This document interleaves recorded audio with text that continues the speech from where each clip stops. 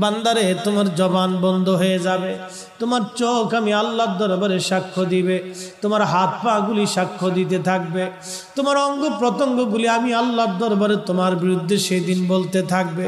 তার মানে বোঝা গেল ফরিদি সাহেবের হাতও ফরিদির আপন না, চোখও আপন না, কানও আপন না, এ হাত অঙ্গ প্রত্যঙ্গ কিছুই আমার আপন না, সবাই আমার পর। আল্লাহর বান্দা সেই দিন আল্লাহর আদালতে মামলায় হেরে যাবে।